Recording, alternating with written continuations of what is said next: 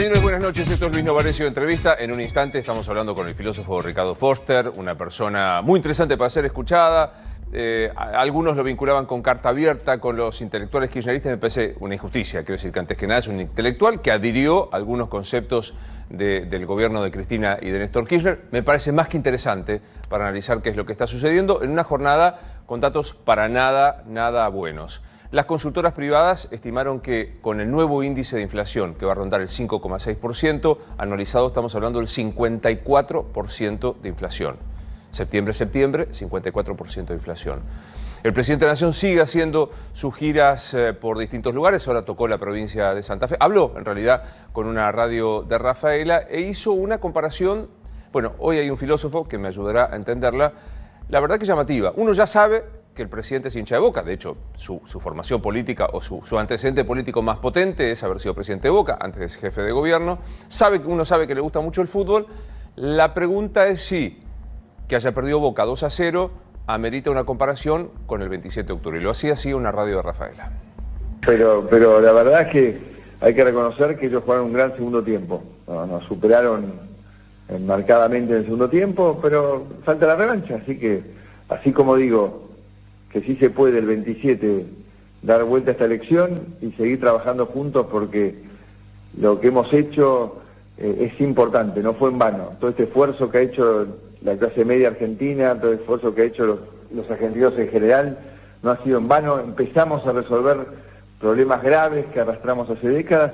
Lo mismo puede pasar con Boca unos días antes, tan solo 5 días antes, remontando un 2-0, porque bueno, realmente es un buen resultado para River, para ir a cancha de Boca, pero está lejos de estar definida la semifinal.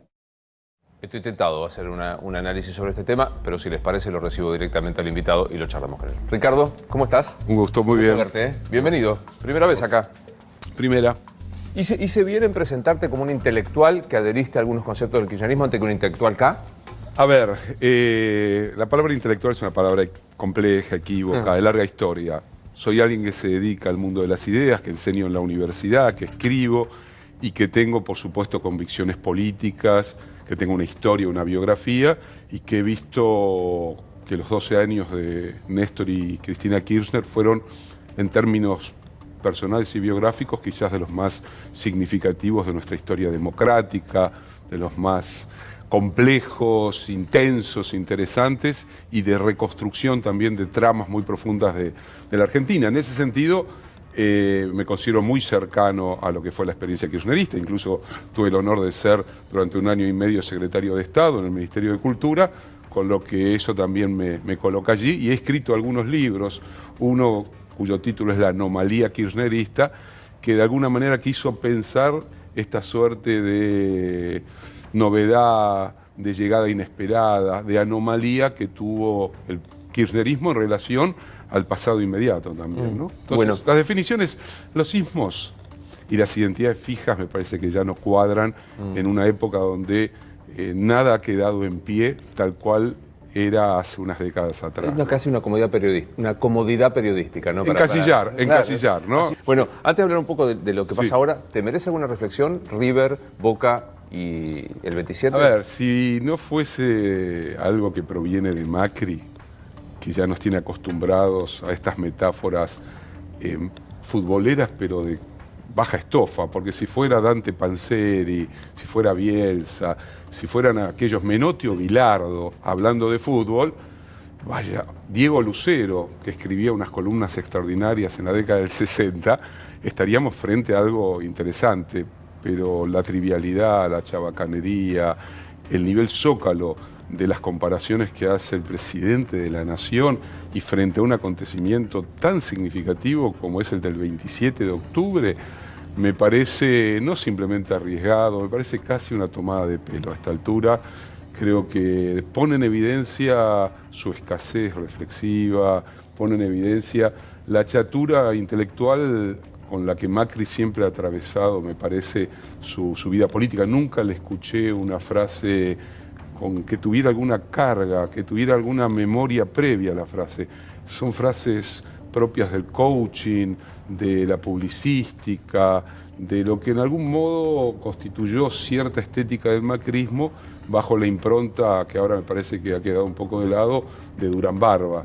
Pero, a ver, cuando uno piensa en otros presidentes del país, la verdad es que si comparamos con un Alfonsín, si comparamos con un Néstor Kirchner o Cristina, o si retrocedemos a un Perón, a un Irigoyen, a un Ilia, estamos hablando de hombres y mujeres con convicciones, con una trama ideológica, con una mirada del país, con una lengua que es producto de una memoria previa y no algo que está trabajado con 2 o 3 publicistas, alguno que estudia marketing político y que más o menos le dice, mira, queda simpático que hables del clásico, y no mucho más. Me parece que los discursos en general de Macri han sido discursos de alguien que no es dueño de sus propias palabras. Ahora, ¿vos crees que detrás de eso, con esta vacuidad que vos estás planteando, no se esconde, no hay un sustrato ideológico, o sí lo hay? Sí lo hay.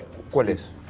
A ver, acabo de publicar un libro que se llama La Sociedad Invernadero. Que de paso, permitime que lo mostramos. Cómo no, La Sociedad Invernadero, donde trato de estudiar el neoliberalismo en un sentido no económico centralmente, pensándolo en términos de producción de una nueva subjetividad, de una humanidad acorde con un modelo económico y que por supuesto es portador de valores, de ideología, de sentido común, de lenguaje. No podemos decir que una ideología que no nos gusta o un modelo o un proyecto de sociedad que no se corresponde al nuestro carecen de ideología.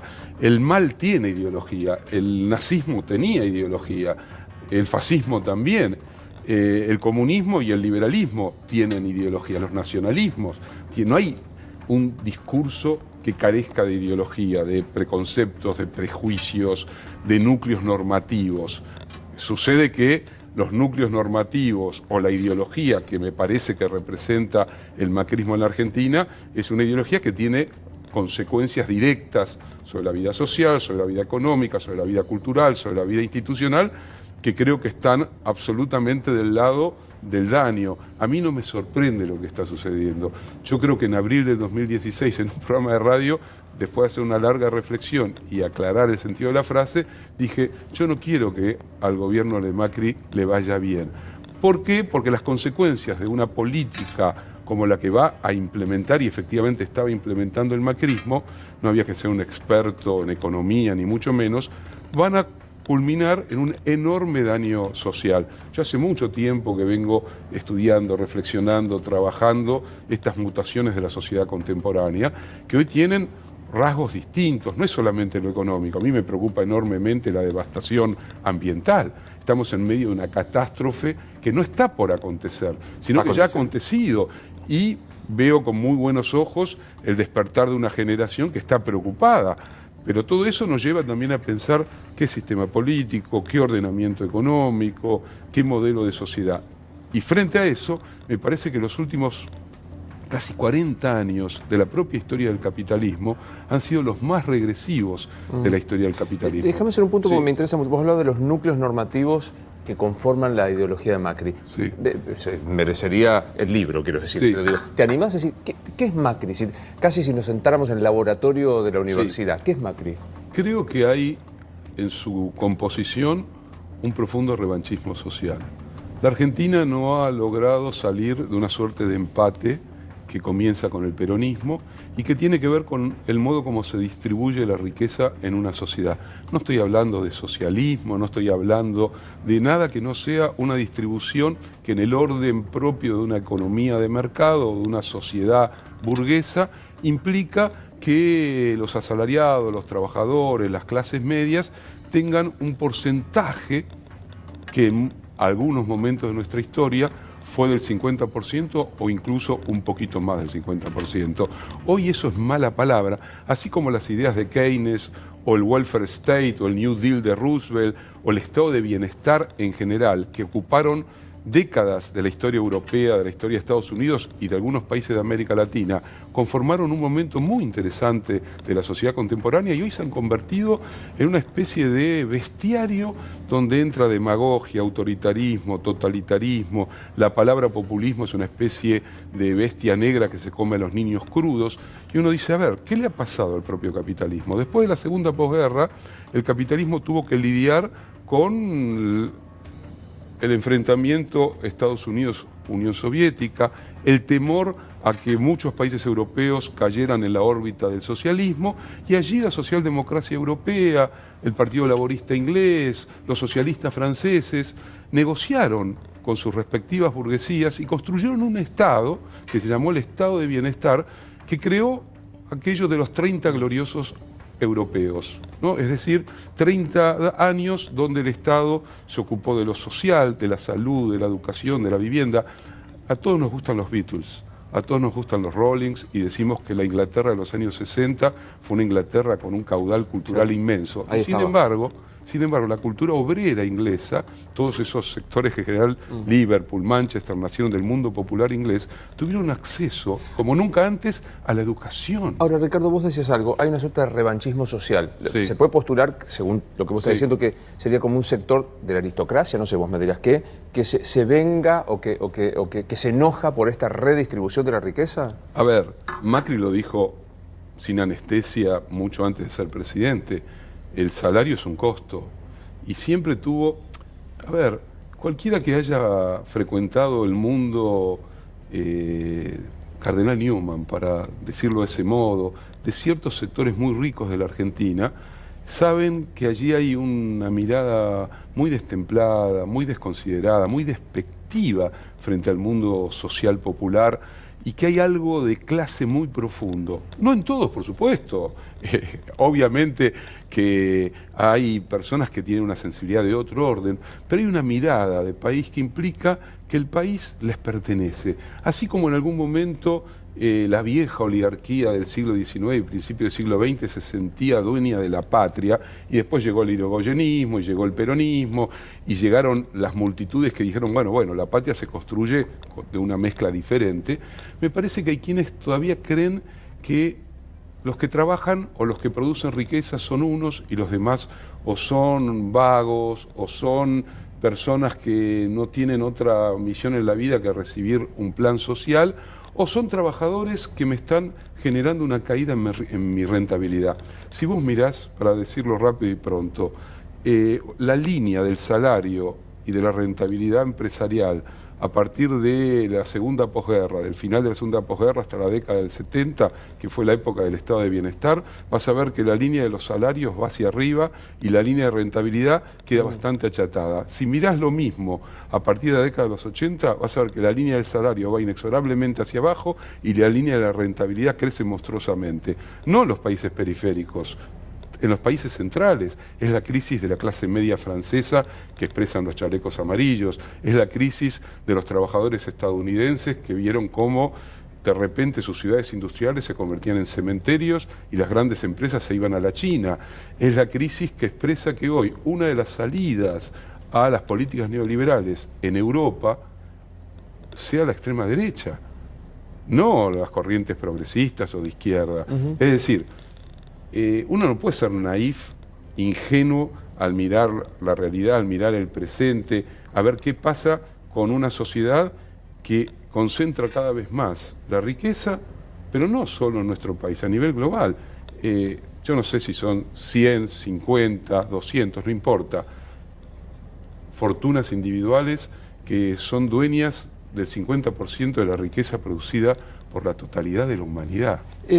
La expresión del Frente de Todos ¿es kirchnerismo, es neokirchnerismo, pensando en tu anomalía kirchnerista? Vamos, ¿es otra cosa? No es kirchnerismo, es una confluencia donde el kirchnerismo te diría que tiene un papel fundamental, del mismo modo que sin Cristina y sin la fuerza electoral y sin la representación que el kirchnerismo ha construido y que Cristina representa, no habría Frente de Todos, no habría 50% de votos, ni mucho menos. El kirchnerismo es una fuerza política que nace del peronismo y que ha recibido otras afluencias y que hoy es un componente central de un frente muy amplio. Me parece que es el más amplio que ha sabido construir, me parece, el peronismo en las últimas décadas, que salvando algún sector residual están prácticamente todos, quedan muy pocos afuera.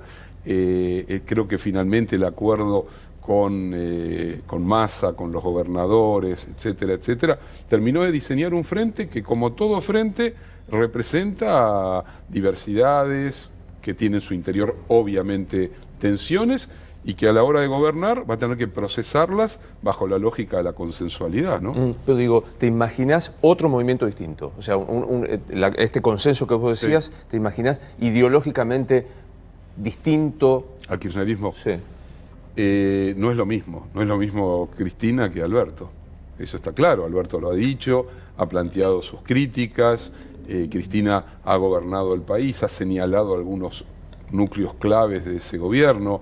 Si vos me preguntás, mi entusiasmo con el kirchnerismo nació cuando pude comprobar que por primera vez después del año 55 un gobierno democrático se paraba frente al chantaje de las grandes corporaciones e impedía que vaciaran la democracia. Antes utilizaban el recurso de las dictaduras en los 60, 70. Después el golpe de mercado, el chantaje económico, las devaluaciones para imponer las condiciones al conjunto del país. A mí me pareció extremadamente significativo para la vida democrática argentina que, más allá de los acuerdos o diferencias que se pueda tener con un gobierno en particular, que el gobierno diga: yo soy la expresión de la voluntad del soberano, y que esa expresión tiene que manifestarse en decisiones de gobierno, y que no puede ser que corporaciones que representan los intereses muy particulares de algunos sectores de la sociedad le quieran imponer condiciones a la vida democrática. A mí me pareció que eso fue clave en la historia del kirchnerismo, de la misma manera que yo creo que una de las decisiones históricas más notables que tomó Néstor Kirchner fue reintroducir poderosamente en la esfera del Estado el debate por los derechos humanos.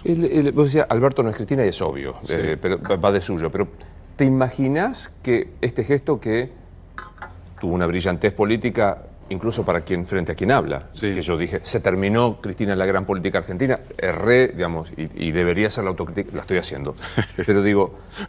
Todos. No, claro, pero digo, todos, muchos dijimos, me parece que sería hora que dijéramos, pifiamos, y la pegamos fea.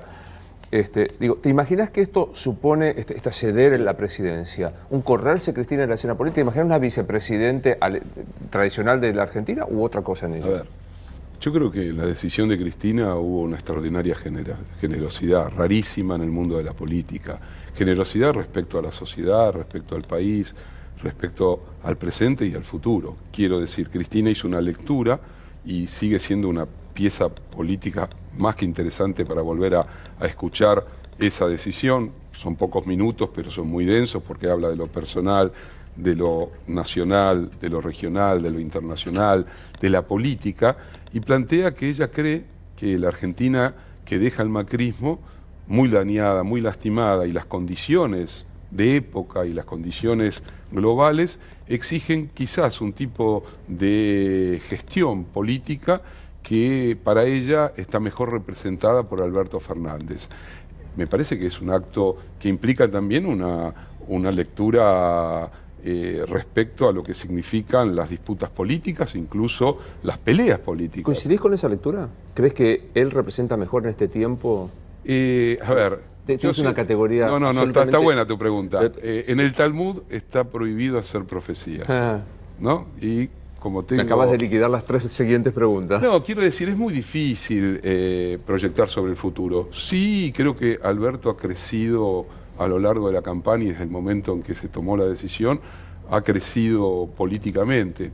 Digo, es alguien a quien conozco su inteligencia política, es un hombre profundamente metido en la trama de la política, de la gestión, y que ha tenido un recorrido nada desdeñable, sobre todo en momentos muy difíciles de la vida política argentina. Creo que es una persona que escucha, creo que es una persona atenta a los matices, que, como él dice, está inclinada permanentemente a la mesura, a encontrar los puntos de equilibrio. Quizás yo provengo más de una tradición que considera que el conflicto es creativo en la democracia y que tiene que estar en tensión con la vida propia de las políticas del consenso. No creo solo en el consenso como herramienta de la política. Creo que tiene que haber una relación de intercambio entre consenso y conflicto, porque las sociedades están atravesadas por diversos conflictos sociales, de género, culturales, políticos, y porque la sociedad no es un todo que se cierra perfectamente y que una vez que se pone de acuerdo resuelve todos los problemas. La sociedad es aquello que no se completa nunca. Son como las personas. Uno ama y al mismo tiempo puede sentir todo lo contrario. Y cuando sueña no es dueño de sus propias decisiones a la hora de soñar. Bueno, con la política hay racionalidad, pero también hay instintos, pulsiones, afectos. Entonces, yo creo que una sociedad es rica cuando es capaz de procesar democráticamente sus conflictos. Ahora, déjame que, ya que trajiste el amor acá, te traigo una categoría romántica. Dale. Asumo, hipótesis, que te enamora Cristina. Sí. ¿Te enamora Alberto? Es diferente, ¿no? Es diferente. A ver, quiero decir, el camino hacia Cristina implicó todo un recorrido. Es decir, yo a Cristina la fui conociendo, fui sintiéndome profundamente interpelado por sus decisiones, por su manera de construir en tiempos muy difíciles de la Argentina y de ella misma un gobierno y un proyecto, y por haber tenido el privilegio de poder conversar con ella. Y eso fue generando también una corriente afectiva, y creo que Cristina produjo algo muy raro en esta época, no solo en la sociedad argentina, que es haber traspasado algo muy difícil de traspasar, que es el sentimiento de vastos sectores populares. Es decir, Cristina es un personaje, vamos a llamarlo así, que es más que Cristina, quiero decir, representa formas de la memoria popular, representa formas de la sensibilidad, representa incluso expectativas. Alberto tiene que asumir una enorme responsabilidad. Yo me acuerdo cuando Bergoglio devino Francisco, y a muchos nos sorprendió, y al principio teníamos como dudas, porque veíamos en Bergoglio a alguien que tenía posiciones que quizás no nos gustaban mucho. Yo le decía a mis amigos, incluso lo escribí por allí, que no es lo mismo llamarse Bergoglio que llamarse Francisco. No es lo mismo ser Alberto Fernández, un cuadro político, un ex jefe de gabinete, etcétera, etcétera, que ser Alberto Fernández, presidente de la Nación, respaldado por un voto muy potente y que está frente a un desafío enorme. O sea, a cualquier persona, temor y temblor. Obvio, pero digo, a priori, sigamos con la metáfora banal de lo romántica. Dale. A Cristina le pedís matrimonio. ¿A Alberto le concedes la posibilidad de un noviazgo? Sí, a ver, a mí me parece fundamental y creo que... Es una metáfora, porque no, está buena. Foster dice que se casa con Cristina. Está buena. A ver, insisto, la política no es solamente el ejercicio de la razón ni del pensamiento crítico, que por supuesto lo es. También tiene que ver con los afectos, los sentimientos, las pasiones. Lo que pasa es que hay pasiones negativas y pasiones positivas, diría el viejo Spinoza. Yo siento pasiones positivas hacia Cristina. Siento que Cristina me permitió recuperar una relación con la política que yo sentía extraviada, que ya no creía que volvía a vivir. Me hizo establecer una relación con mi país diferente. Yo a eso tengo palabras de agradecimiento, lo mismo que para Néstor Kirchner. Si yo provengo de una adolescencia de los años 70, tengo una memoria histórica, fui un joven politizado. Obviamente que el discurso inaugural de Néstor Kirchner el 25 de mayo me impactó, me conmovió, no me dejó impávido y dije, uy, ¿qué está pasando acá? Y después, la sensación, ¿cómo definirla? Sentirte emocionado por lo que está sucediendo en tu país no es menor. Yo digo que hubo un día, ¿te acordás ese día histórico, creo, de la vida argentina, que en el Monumento a los Españoles se juntó una gran movilización que representaba la mesa de enlace y que frente al Congreso de la Nación Néstor Kirchner dio un discurso también histórico con, no sé, en una había 200 y pico mil, en otra había 100 y pico mil. Fue un momento muy peculiar de la democracia argentina. En otro contexto histórico, eso quizás hubiera terminado en una violencia horrible. Y eso creo que habla bien de nosotros. A mí que se llenen las barrancas de Belgrano con personas que creen que Macri las representa, me parece bien. Me parece que la democracia tiene que procesar sus distintas identidades. Obviamente no comulgo en nada, no me representan en nada, no tienen nada que ver con mi sensibilidad, con mi manera de ver la vida, con sentirla, con pensar en el otro. Yo sé diferenciar perfectamente de una dictadura, del fascismo y de una derecha democrática. Pero ¿Macri es la derecha democrática? es un problema, porque me parece que podría haberlo sido y se fue equivocando sistemáticamente. Me parece que ha implementado políticas, sobre todo por el lado de las políticas de seguridad encabezadas por Patricia Bullrich, que en verdad fueron minando la posibilidad de algo que es necesario para la vida democrática, que es una derecha que represente valores republicanos y que al mismo tiempo no construya una relación de censura, de persecución y de odio hacia los otros. A mí me parece que hoy, yo cuando escribía al comienzo sobre el macrismo, pensaba la idea de la nueva derecha. Una derecha nueva en el sentido en que ya no era la vieja derecha ultramontana, reaccionaria, antidiluviana, de catequismo, que era propio de las derechas conservadoras del siglo pasado, sino que se había producido, y eso tenía que ver con el formato actual de la sociedad neoliberal, una especie de derecha cool, más o menos neoprogresista, que había sabido tomar elementos incluso de la contracultura de los 60 para adaptarse a los tiempos de una sociedad distinta. Me parece que eso se está vaciando aceleradamente. Un Trump en Estados Unidos, un Bolsonaro ¿Acá en con Brasil. riesgo de no ser democrática? ¿Con no ser república? Vos dijiste, pudo ser república y no lo es. Digo, ¿el concepto político de Macri está dentro de la democracia o está fuera de la democracia? A ver, me parece que ha operado sobre el universo judicial de un modo antirrepublicano.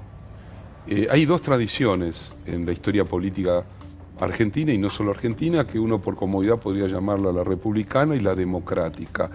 La jovesiana, lockeana en la tradición liberal inglesa y la rusoniana en la tradición francesa.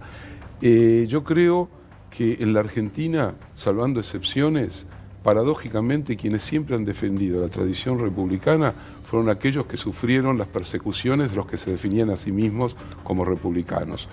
El irigoyenismo, el peronismo, las dictaduras que ejercieron una violencia extrema sobre los argentinos y argentinas, lo hicieron en nombre de rescatar a la República, de limpiarla del envilecimiento y de la corrupción generada por las demagogias, los populismos, etcétera, etcétera. Y cuando uno mira a la Argentina, ve, habría que hablar después, Generación del 80, Roque Sáenz Peña, Carlos Pellegrini, personajes muy complejos, ¿no?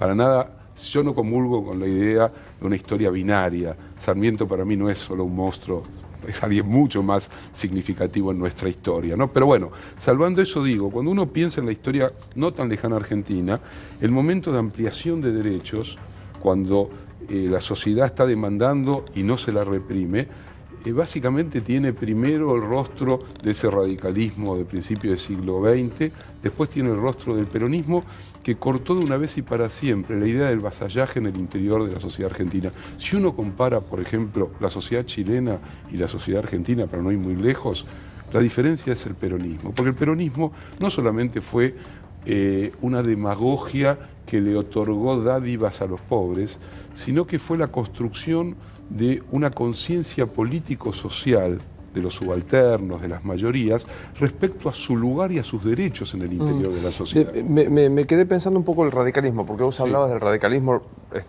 rescatándolo con la aparición de Irigoyen. Sí, podría hablar de Alfonsín también. También de Alfonsín y todo esto. ¿Qué te pasa con los radicales con Macri? Me parece horrible. Me parece que el radicalismo ha perdido su mejor tradición, porque tuvo una tradición popular. Incluso Alfonsín en su momento quizás de mayor expectativa o de ingenuidad imaginó que el radicalismo podía ser la socialdemocracia argentina. Creyó al comienzo de su mandato, y por eso lo puso a Greenspan como ministro de Economía, que era posible un proyecto económico que respetara el valor del salario, la industria, que pensara en términos de mercado interno, y al año y medio salió eyectado Greenspan cuando Alfonsín se dio cuenta que había pasado Martínez de Hoz por la historia argentina, desindustrialización, endeudamiento, etcétera, etcétera, y que los aires de la época eran aires de globalización, economía global de mercado, neoliberalismo, y ahí vino el intento de acuerdo con los famosos capitanes de la industria, que así lo llamaban en esos años, el Plan Primavera, Sorruir, etcétera, etcétera, y el final de ese gobierno con un momento trágico de la historia social argentina, como es la hiperinflación. ¿Te produce algún tipo de atractivo María Eugenia Vidal? ¿Te parece que María Eugenia Vidal es Macri o te parece que es distinto? ¿Te parece un atractivo la figura de María Eugenia Vidal? Me parece la verdad que desde el comienzo me pareció un producto de marketing, ¿no? Es como, a ver, las personas que tienen siempre la misma sonrisa para todas las ocasiones, a mí me producen un rechazo. Por ejemplo, Bolsonaro tiene una mirada y una sonrisa que es entre sonrisa y mirada de psicópata. No quiero decir una palabra, bueno, pero la verdad que son ángeles de la vida los débiles mentales, y Bolsonaro no es ningún ángel. Tiene una sonrisa idiotizada. Tuviste la oportunidad de verlo cuando hace ese gesto, idiotizada. Después hay otras sonrisas que son sonrisas de opereta. A mí me llama la atención, por ejemplo, que la esposa del presidente siempre tenga la misma sonrisa. No importa el lugar en donde esté en un comedor para chicos que van a comer allí, esté saludando a un jefe de Estado o esté probándose un último modelo. Me parece que hay un intento de transformar a la política en una cosmética, en una estética.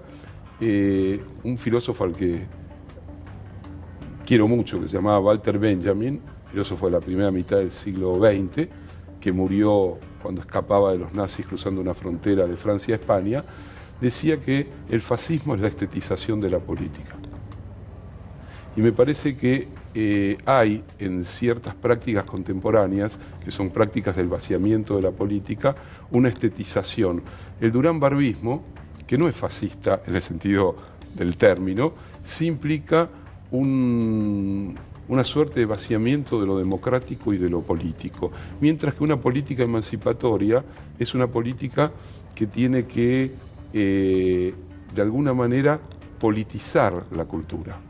Yo reivindico profundamente la politización de la cultura, si es que no simplificamos el término, porque el peligro de la sociedad contemporánea y de los medios de comunicación es que cada frase que yo estoy pronunciando la tengo que pensar 2 veces para que no se convierta en un zócalo. Bueno, te iba a traer uno, que es CONADEP de periodistas, o sea, que funciona. No me parece, a ver, la CONADEP fue un momento, cuando Alfonsín la decide, es un momento parteaguas de la historia argentina, es una gran decisión de Alfonsín.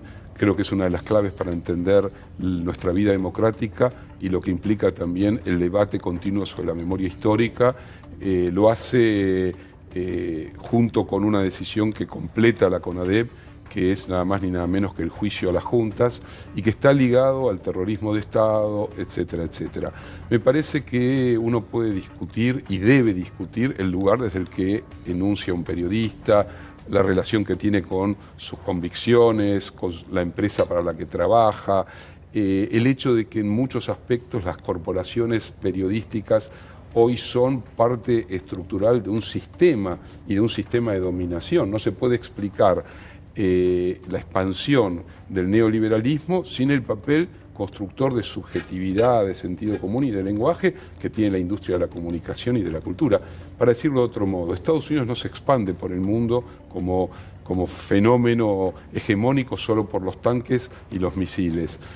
Hollywood tiene un papel extraordinario. Me encantan muchas las películas de Hollywood, pero quiero decir que no hay sistema que logre convencer, entre comillas, a una sociedad si no construye mediaciones culturales. Los medios de comunicación representan posicionamientos y está muy bien. Y está muy bien que haya una discusión. Vos tenés una posición, claramente, una mirada de la Argentina, y a mí me parece espléndido. La idea de periodismo militante depende. En un contexto histórico, Rodolfo Walsh fue un periodista militante en una lucha contra la dictadura. Fue un periodista que tuvo desde la clandestinidad que defender una convicción. Me parece Salvemos que... distancia, 6, 7, 8. No, a ver. Digo, porque estamos hablando de Walsh. Hoy se habla, te voy a decir algo que quizás sea políticamente incorrecto. Yo reivindico lo que 678 significó para el debate político, social y de ideas en la Argentina. Me parece que hay una máquina trituradora que es profundamente injusta. Conozco a la mayoría de quienes trabajaron en distintas etapas en 678, conozco de su honestidad política, intelectual y como periodistas. Uno puede discutir con 678. A mí nunca me gustó el formato que es un formato que habita la televisión, que es la televisión dando cuenta de sí misma a través del archivo. Porque el archivo es algo muy complejo, muy difícil de limitar en algún punto. Y efectivamente un archivo traído del pasado en el contexto otro del presente puede significar algo muy, muy distinto. Pero yo creo que, digamos, 678 fue un programa que generó algo que nos debería importar. Disputa en el buen sentido del término, debate, está bien, está mal. De la misma manera que yo creo que la sociedad democrática es una sociedad que puede aceptar que en su interior hay diferencias, ¿no? Obviamente que la idea de perseguir, censurar, tachar, me parece abominable en cualquiera de sus lógicas. Me parece abominable la censura que se hace en nombre de la igualdad, como la censura que se hace supuestamente en nombre de la libertad. Creo que hay un gran desafío en nuestra época, que es juntar dos palabras maravillosas que han muchas veces transitado en paralelo, la igualdad y la libertad. Pareciera ser que es muy difícil. Hay un neologismo de un filósofo francés que se llama Balibar, que es muy bonito, dice igual libertad. En vez de separarlas, como gran palabra, lo junta, igual libertad. Parece que es el gran desafío.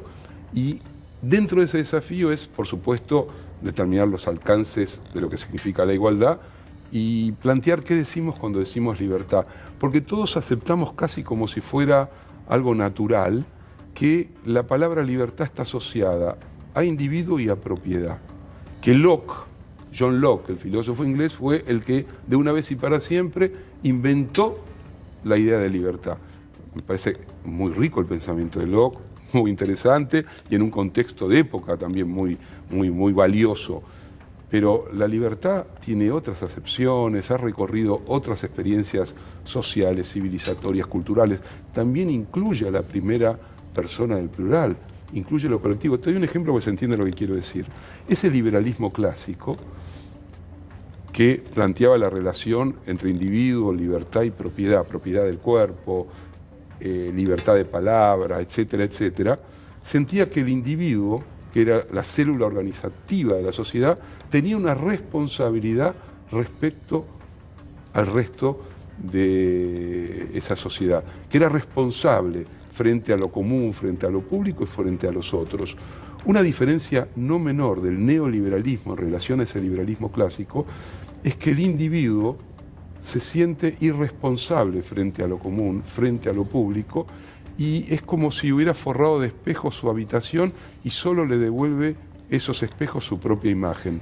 Este programa dura 50 minutos y quedan apenas 8. O sea, es impactante lo que hemos hablado, por lo cual, si lo aceptás, me gustaría que volviéramos a charlar, por lo cual voy a saltar así.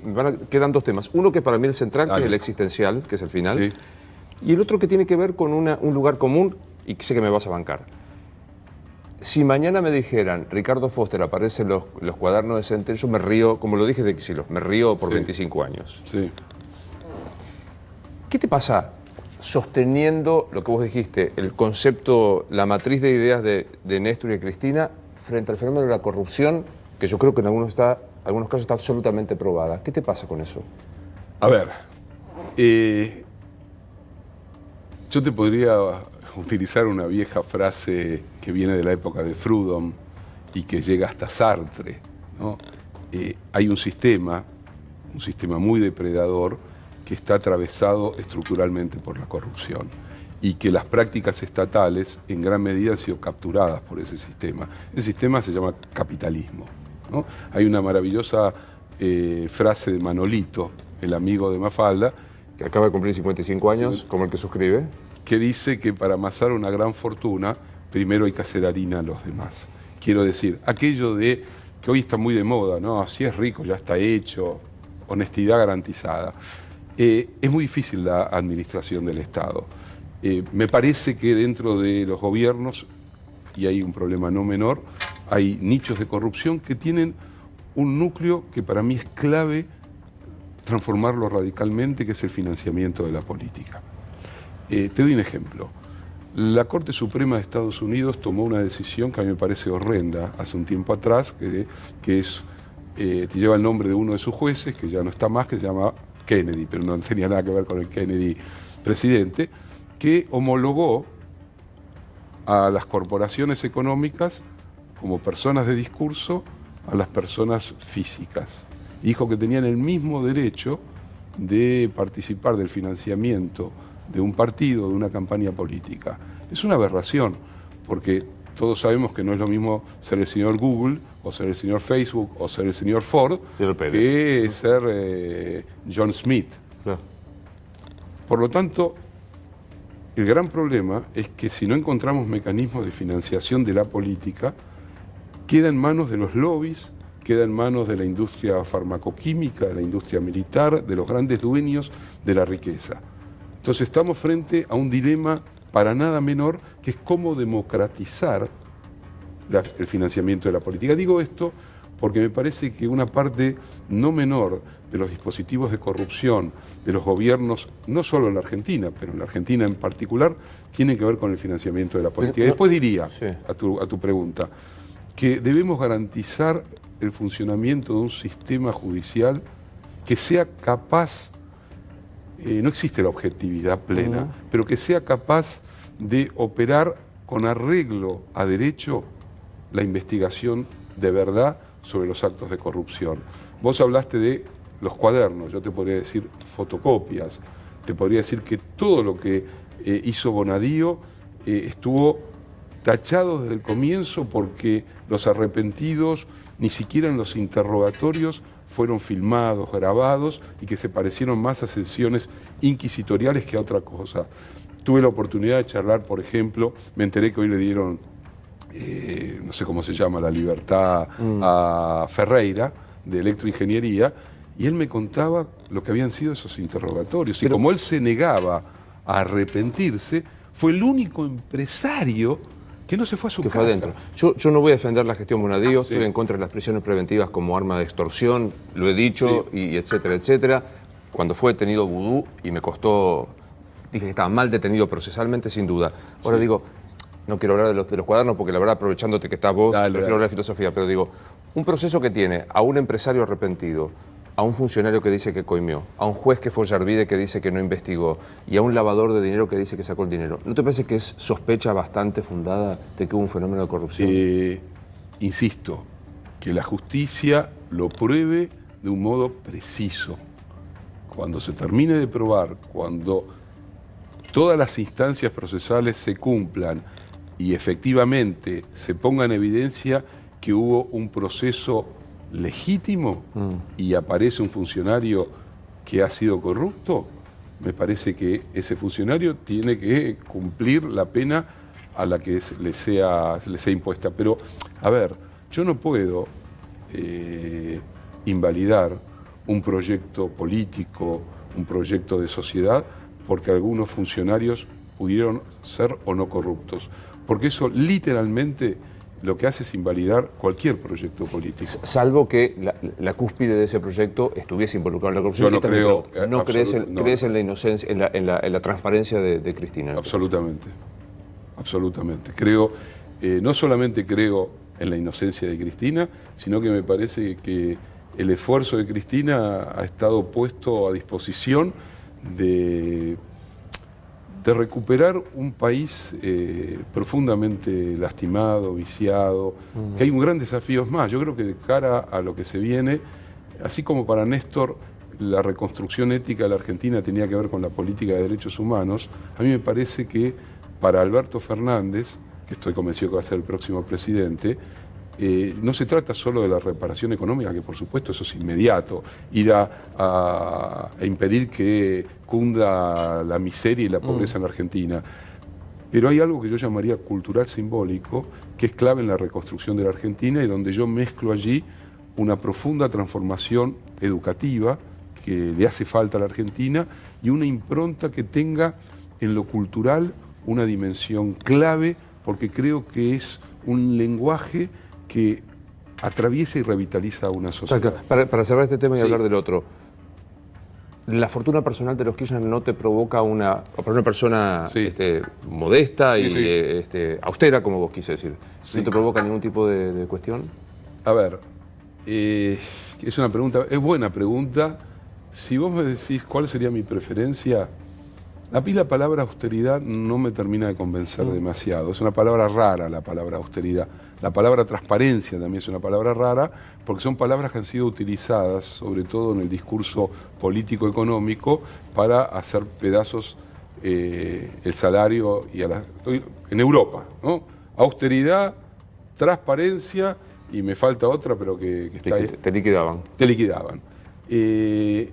Yo juzgo a una persona por aquello que construye.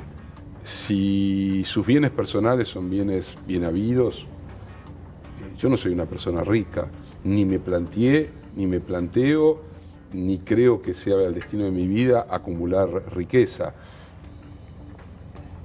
Preferiría ir hacia una sociedad donde las cosas sean mucho más parejas, para todos.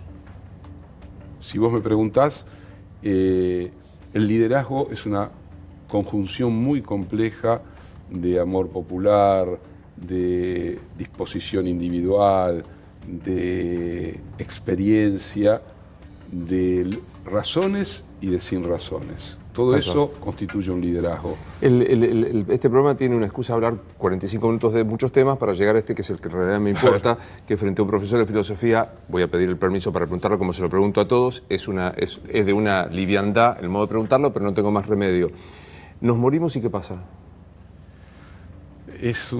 Nos morimos, a mí me fascina el tema de la muerte. No sé lo que pasa, pero sí sé que no hay vida si no defendemos el derecho a morir.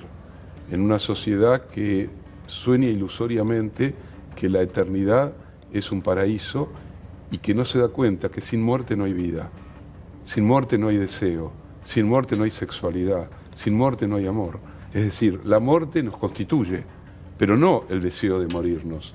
El deseo es vivir, pero vivir significa, en gran medida, saber que nos vamos a morir, y por eso amamos, y por eso intentamos dejar algo, y por eso a veces sentimos culpa, porque si fuésemos eternos no sentiríamos ningún tipo de culpa. La muerte está allí. Yo no soy alguien creyente, pero tengo una buena relación con ese mundo enigmático y fascinante que es el mundo de las religiones, ¿no? Es claro. Uno siempre dice, escuchando a Sartre, que dice que la muerte es lo único cierto. Yo digo antes que algo pesimista, de un optimismo fenomenal, porque propone la acción y el perseguir el deseo, ¿no? Te doy un ejemplo. La célula cancerosa es la que olvidó morir, y al reproducirse infinitamente se devora a sí misma. Es una metáfora para pensar la relación entre vida y muerte.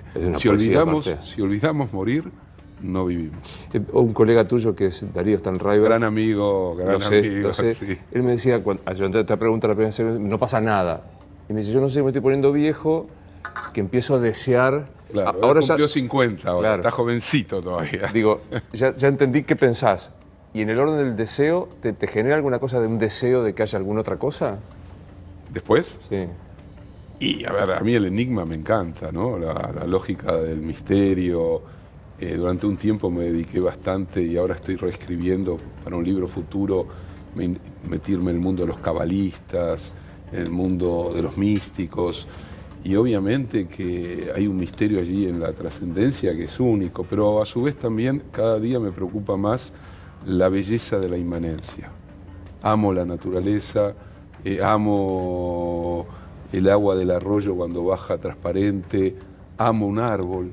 Y creo que hay que hacer lo imposible, no para pensar en trascendencias demasiado lejanas, sino para pensar en inmanencias que están exigiendo que hagamos algo si es que no queremos, no que simplemente la muerte siga sucediendo, sino que nosotros nunca más tengamos la oportunidad siquiera de que vos me hagas esta pregunta. Me gustó mucho la charla, mucho. A mí también. Habrá segunda parte porque... Cuando quieras. Prometo que empiezo de atrás para adelante. Arrancamos por acá y después vemos si hablamos de... Dale. de que... Te dejo el libro. Me encantó, lo recomiendo. Dale. La Sociedad Invernadero, Ricardo Forster. Gracias por haber venido. Gracias. Un placer. Esto es Luis Novarecio Entrevista. Hasta la próxima.